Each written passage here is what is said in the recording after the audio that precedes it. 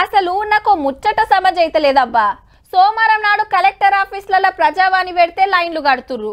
హైదరాబాద్లో ఆరంలో 2 రోజులు ప్రజావాణి పెడితే లైన్లు కడుతుర్రు. ఎవలకు ఏ తిప్పలుంటే అవి రాసిస్తున్నారు పబ్లిక్. ఇక మొన్న ప్రజాపాలన పేరు మీద ఆఫీసర్లు ఊరికొస్తే శితం దరఖాస్తులు. హబ్బెరో కొడుకో గిన్నిగానమా అని ఆఫీసర్లే పరిశాన్ అవుతుండ్రట. ఈ లెక్కన ఇన్నేళ్ళు అందాల్సినవి చాలా మందికి అందనట్టేనా? మరి కొత్త గవర్నమెంట్ ఏం చేస్తుందో చూద్దాని. 6 గ్యారెంటీల అమలు కమిటీ మీటింగ్ పెట్టింది సచివాలయంలో.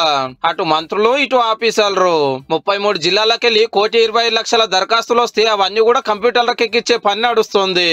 ఇండ్ల కోసానికే ఏం తక్కువ 20 లక్షల మంది అప్లికేషన్లు పెట్టిరట.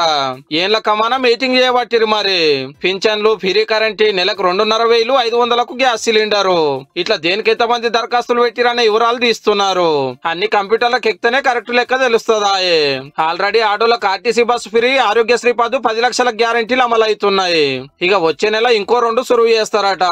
200 యూనిట్లు కాల్చేటోళ్ళకి కరెంటు ఫ్రీ, 500లకు గ్యాస్ సిలిండర్ అమలు చేస్తారని అయితే ప్రచారం నడుస్తుంది. ఊర్లలో అందరు అప్లికేషన్లు పెట్టిరు కాబట్టి పార్టీలతో సంబంధం లేకుండా గ్రామ కమిటీలు వేసి ఎవరికి ఇవ్వాలనో గాళ్ళకి ఇస్తారట.